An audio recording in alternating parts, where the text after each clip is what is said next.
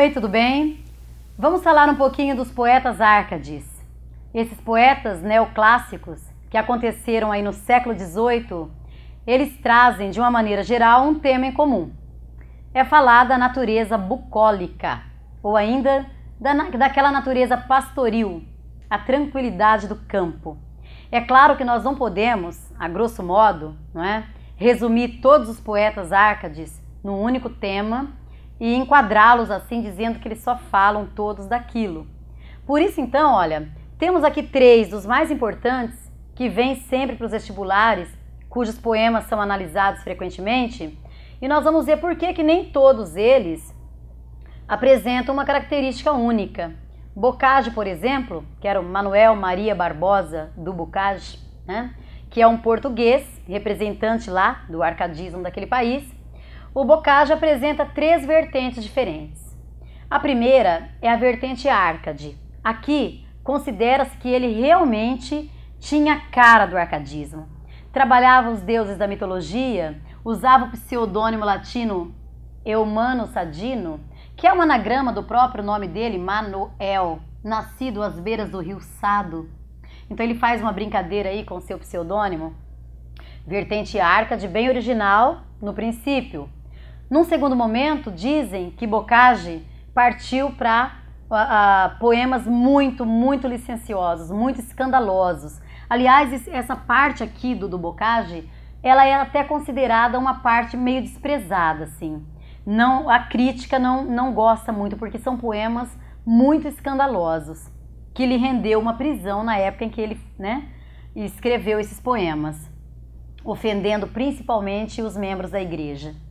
Por fim, depois de ter saído dessa prisão, já bem adoecido, arrependido, ele passa a escrever poemas de natureza romântica. Nós vamos encontrar então aqui já poemas subjetivos, né, confessionais, com uma tônica assim, voltada mais para temas que antecipam o romantismo. Então observe, é árcade, mas tem já características que antecipam o romantismo, e isso cai bastante. Depois, aqui no Brasil, aliás, um poeta misto, né, entre Portugal e Brasil, Tomás Antônio Gonzaga, de família portuguesa, passou aqui a infância e a adolescência no Brasil, estudou em Portugal. Dele, o que há de mais importante, sem dúvida, é o livro Marília de Dirceu, que ele escreveu em forma, a princípio, de liras, estrofes poéticas em homenagem à sua amada, cujo nome era Maria Doroteia de Seixas, e ele colocou um pseudônimo dela de Pastora, Marília. Mas ele fala mais dele do que dela. Por isso a crítica diz que esse livro poderia se chamar Dirceu de Marília. A primeira parte desse livro é bem árcade também, com a natureza bem pastoril, deuses da mitologia, equilíbrio, clareza, tranquilidade. E ele fala também, ó, eu, Marília, não sou algum vaqueiro que viva de guardar alheio gado, de tosco trato, de expressão grosseiro, dos frios gelos ou do sol queimado.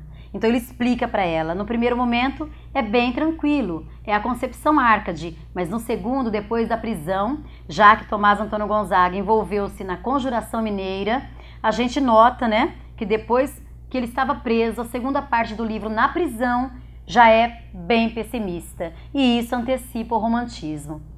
E para terminar aqui, nós temos o Cláudio Manuel da Costa, que inaugura o arcadismo aqui no Brasil com a sua obra, né, o seu livro Obras Poéticas.